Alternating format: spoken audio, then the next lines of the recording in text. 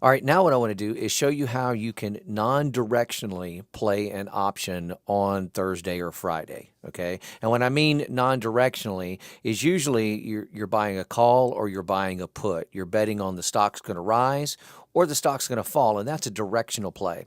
Well, non-directional means you're not really sure what it's going to do. You're just going to try to position yourself accordingly so that you can profit from either direction. Okay, which means you have to buy a call and you have to buy a put. Now, that is usually called a straddle or a strangle, depending on which way that you buy it. A straddle is whenever you're getting into a call and a put that has the same strike price, and a strangle is when you're getting into a call and a put that have different strike price. So the call has one strike price and the put has another strike price. That is a strangle. We're going to look at a straddle situation. So the first thing I'm going to do is I'm going to bring over this screenshot. Here you go. This is a screenshot of LVS, Las Vegas Sands. And I can see that on Thursday, this stock closed at 77.01. Well, in strike price relationship, this stock has, at least at the time that I record this stock has strike prices in every $1 increments. So that means on Thursday, when this stock closed at 77.01, it was 1 cent away from a strike price. This is an ideal situation to set up for a straddle. We're going to buy a put and an option, or a put option and a call option with the exact same strike price of $77, provided that on Friday morning when this thing doesn't open up, it doesn't open it up like at 77.50, because now we're too far away. For this to really work, I think we need to be as close to a nickel away from a strike price. If you're a nickel away from a strike price when you buy both the call and the put, I think that puts you in a great situation. Now, before we go any further, we need to know, what is the likelihood of travel for this particular stock? Well, as I'm looking at the chart right here, I can see that we've got some moving averages to contend with. More than likely, if this thing doesn't open up and push above that top moving day average line, then it's just going to fluctuate between two strike prices, or between two moving day average lines. It's just going to move up and move down and move up and move down throughout the day. That's fine. I don't care. Now, if it does manage to move up and get above that top moving day average line, that light blue line, then we've got the potential to move up quite a ways before we stop. The second thing we need to know is what is our average daily movement of this particular stock? Okay. Well, we showed you a tutorial on how to find average true range. So let me pull over this screenshot showing you our average true range.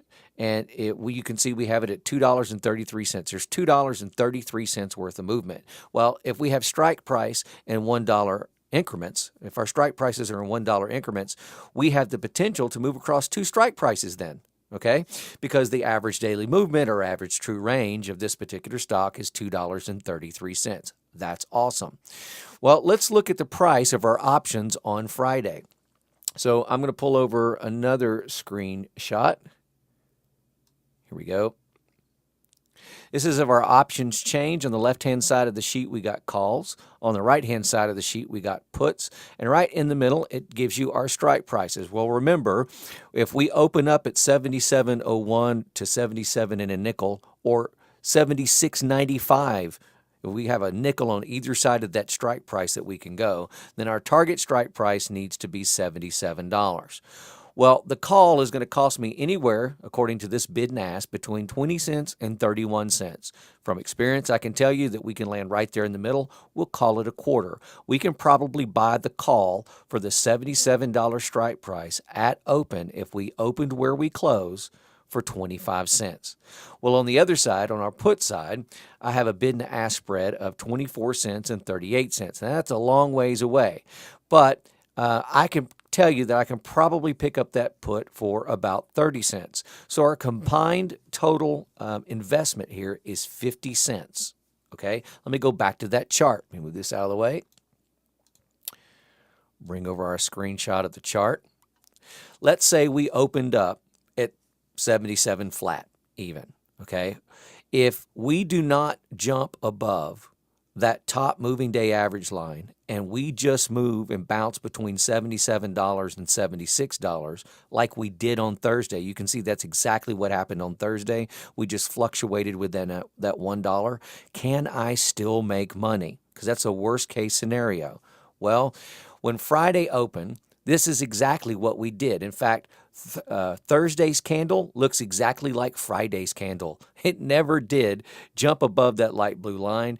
It just fluctuated within a $1 price point. Okay, it only crossed one strike price, but we opened up at $77. We went all the way down to $76 and we bounced up.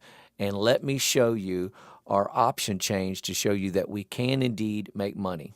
Okay, here it is. This is later in the day. This is after we had dropped to $76. So our put fell into the money and our call was out of the money. Our call dropped between 3 and 4 cents, so I could have sold that for 3 cents.